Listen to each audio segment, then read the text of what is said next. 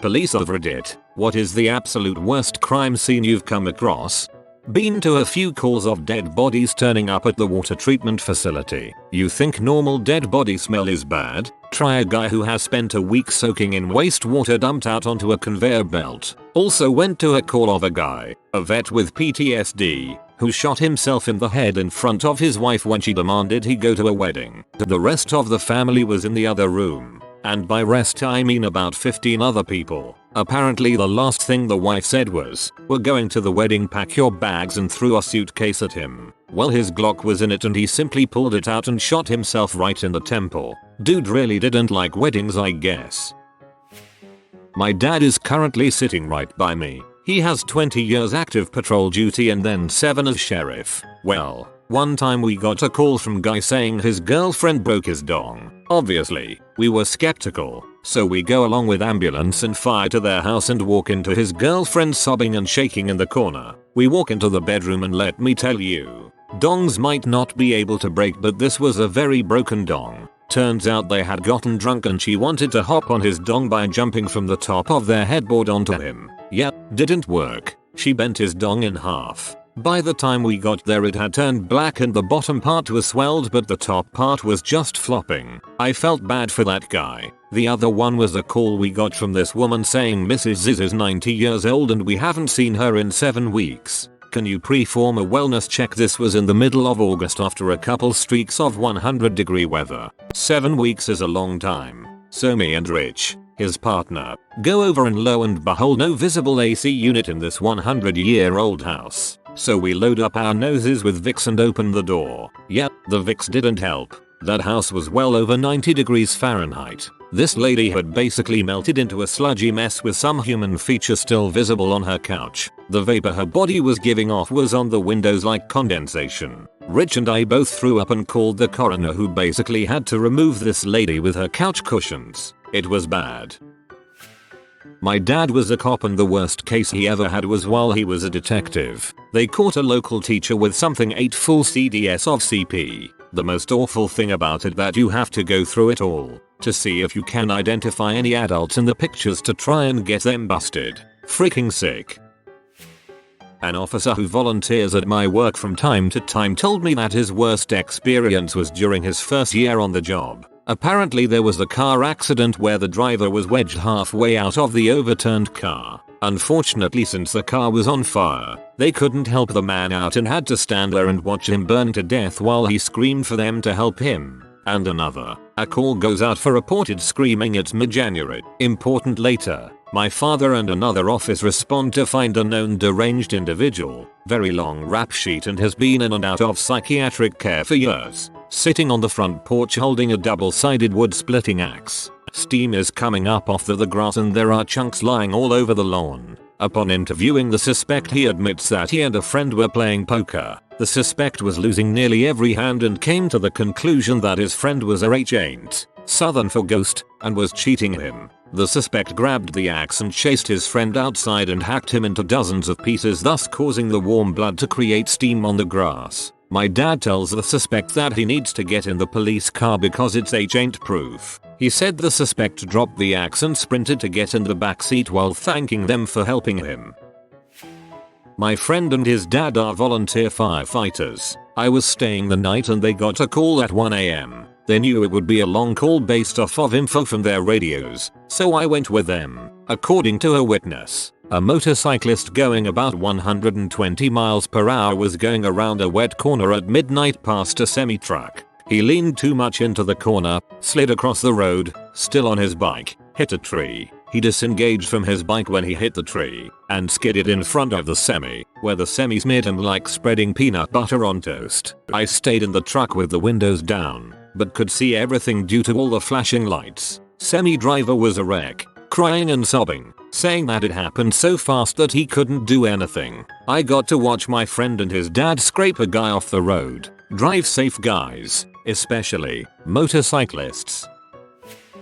A friend of mine's dad is a cop. He told the story of one time he was called to investigate a fire that was lit in an alleyway. This was midday. He'd yet to eat lunch and had skipped breakfast, and upon arriving to the scene noticed a particularly appetizing aroma coming from the fire. His mouth was involuntarily watering. Turns out, the fire was an ignited carpet, rolled up, with a dead person inside of it.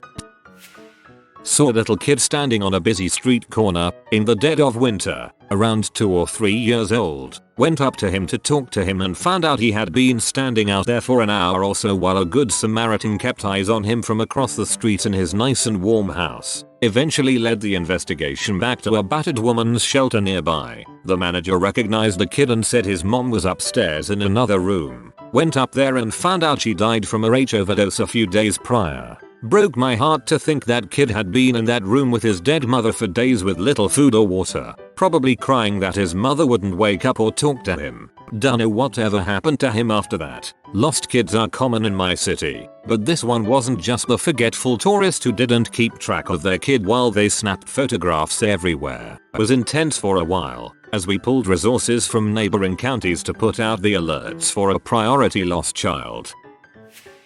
Journalist, not police, but I was often at the same sorts of scenes. 1. Partial decapitation in a car accident. A drunk kid hit a small car at high speed, tore the top completely off. Driver's body was still heaving and convulsing in the front seat. Brains and tongue splattered over groceries in the back seat. 2. Hugely obese drug dealer goes into his attic to retrieve his stash. This is in Georgia in the summer. Collapses from the heat and dies. Takes neighbors a few days to notice the smell. Takes a few more before they figure out where exactly it's coming from. The police had to cut a hole in the roof of the house to pull his bloated corpse out. He fell apart into goo as they were doing it. The smell was insane even a quarter mile down the road once the roof was opened up. 3. Woman who had been killed by a serial killer. Unofficially, the cops on the scene said they had seen this sort of thing a number of times, so they thought it was a serial killing. It was never proven. She was a prostitute and he had beaten her to death and then tightly packed all of her orifices with dirt before dumping her. 4. Train versus car. A mom tried to beat a train with her kids in the car.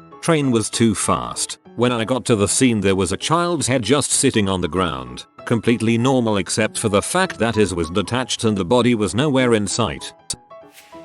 I'm no cop, but my stepfather wanted me to tell his story. Here goes. My father got a call about a car crash. Usually they're pretty bad, but this one was the worst he'd ever seen. The car had 2 parents and 4 kids inside. The parents were pulled out immediately, and neither had serious injuries. They were both understandably scared about their children, so he put on some rubber gloves and went into the flipped car. All of them were dead, and none were clean deaths. The youngest's spine was protruding from his back, and the oldest was missing most of his head. Another had his face mangled by debris, and the last one was cut in the abdomen by his chest belt, and there were a fair amount of organs hanging out. He had no clue what to do. He didn't want those parents to see that, so he wrapped them up inside of the car. When the mother saw the smallest one come out in a bloodied blanket, she fell to the ground and just screamed. The father walked up to grab the child, and my stepfather just said, "Sir, I don't think you want to see this," and the father just started to wail unlike anything my stepdad had ever heard. "I'm so sorry," he choked out, and after they'd taken the bodies, he was there to clean up and investigate. While he was searching, he found a small, bloody sock sitting on the ground. He told me it was the only time he'd ever cried on the job.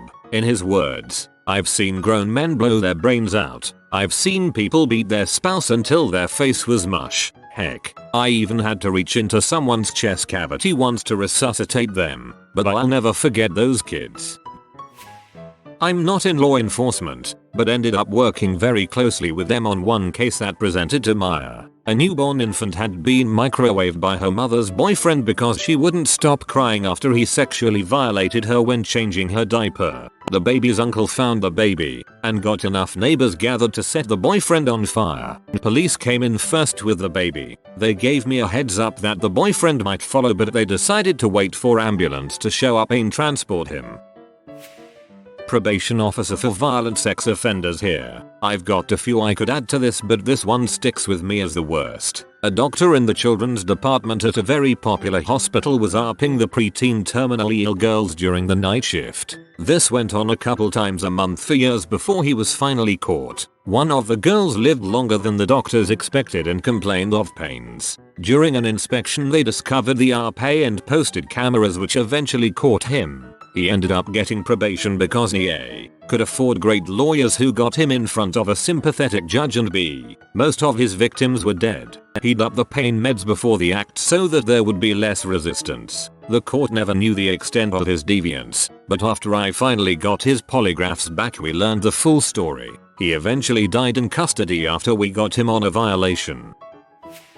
I'm not a cop, but a good friend of mine is, and he recently told me a story. A few weeks ago he got a call to a homicide. A 25-year-old male had killed a 63-year-old male. The victim was a father to a 17-year-old high school girl. The girl had recently began dating a known thug drug dealer. The girl's parents had tried to tell her she couldn't date him, but she did it anyways as an act of rebellion. Long story short, the guy stabbed the father about 30 times with a chef's knife found in the owner's kitchen after an argument ensued. The argument was over him not dating his daughter. Looks like dad was right. When my buddy, the cop, showed up he said the whole kitchen was literally covered in the man's blood. He said the corpse looked like a sliced cow carcass. Both the girl and her mother were sitting in their husband's blood crying hysterically.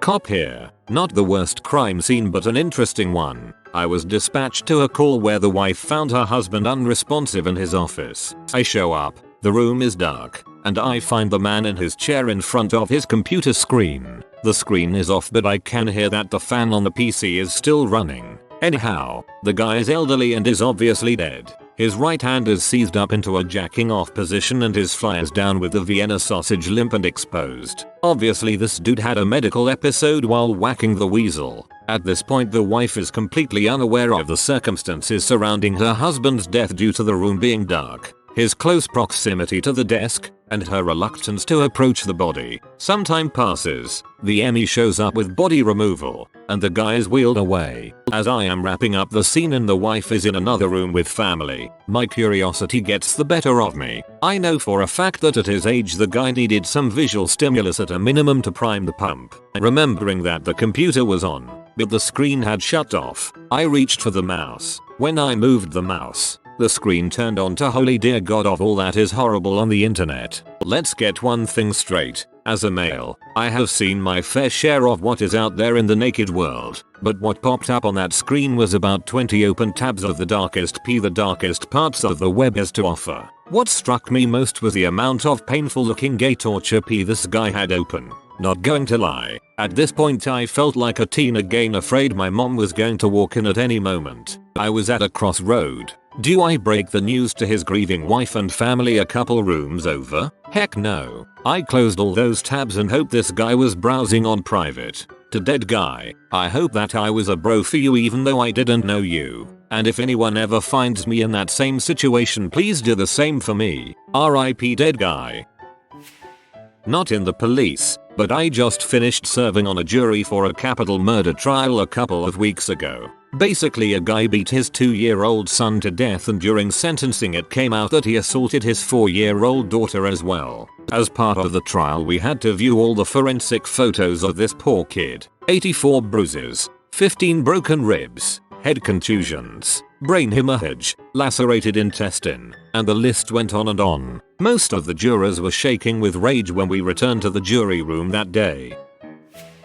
I wasn't on the call itself but was relieving units who needed a break. They were dispatched to a home after the father came home to a grisly scene. Apparently him and his wife were having marital problems. They had 3 kids. Not sure what the issue was, but the next day after a huge argument the husband went to work. While at work the wife said, "I'll show him." She took his loaded shotgun and while the kids were napping shot them one by one. First the toddler, then the middle child. The oldest woke up. She consoled him until he fell back asleep and then shot him as well. Then she left a heartfelt note about how it was all his fault that she did this. She then blew her head off in the foyer for him to find when he got home. He came home to losing his entire life. That one was one of the most disturbing and vile things I've ever experienced. I've grown to feel numb to almost anything due to this job, but that one still makes me sad. I'm not sure what happened afterwards, but I believe he killed himself months later. We can blame him.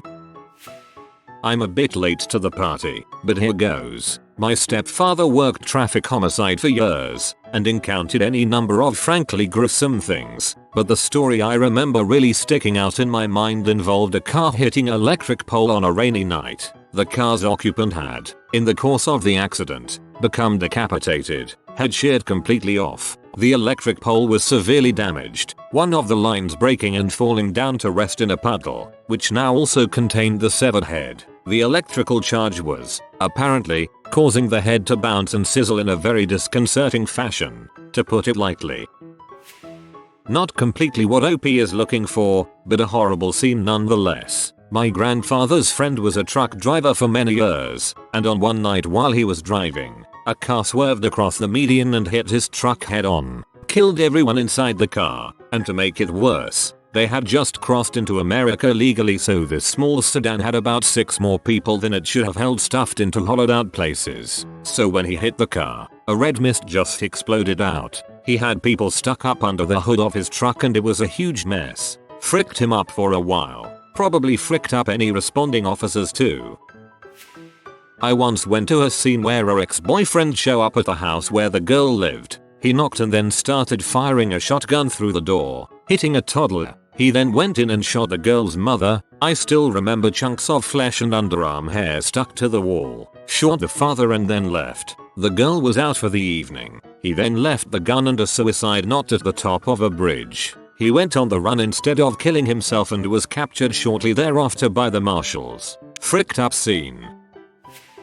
Several years ago I attended a student state police academy, ages 15-17. One of the students asked our drill instructors what were their weirdest calls. A few funny ones went by, like a trooper stopping a box truck loaded from the bottom to top, every square inch filled with dead goats, and then having to figure out who to call to make sure this isn't a health corps violation. The final state trooper to respond to their weirdest call story was probably one of the more tougher, more serious and older drill instructors. At the time, he was a trainee assigned with a field training officer. The pair of troopers respond to a neighbor's complaint and were greeted at the residence by a heavily inebriated male individual, completely nude besides a small tutu dress around his waist. At this point, this imagery produced a few snickers in the group.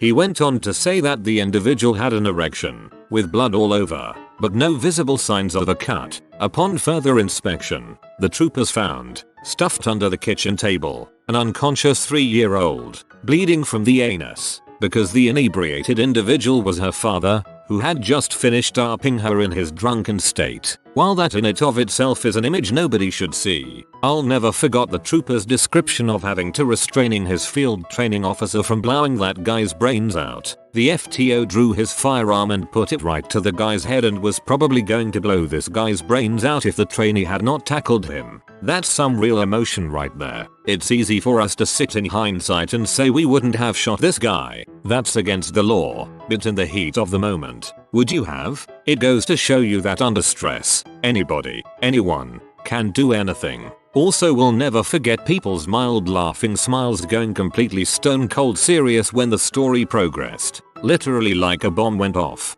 For me it was like time froze. I don't remember anything but visualizing that story, even though I know it was 100 degrees out, and we were all just sitting in the grass getting bitten by bugs enjoying the moment up until then. Unfortunately, for many in police fields, that's the sad reality of it. And if that doesn't send shivers up your spine, I don't know what could. God bless those that deal with these people. Sometimes you wonder why these cops look grumpy and all serious, but after a story like that I've learned to look at these people and see in their faces they've seen heck. If you are new to the channel, you can subscribe. I publish new videos every day. Until then, check another video.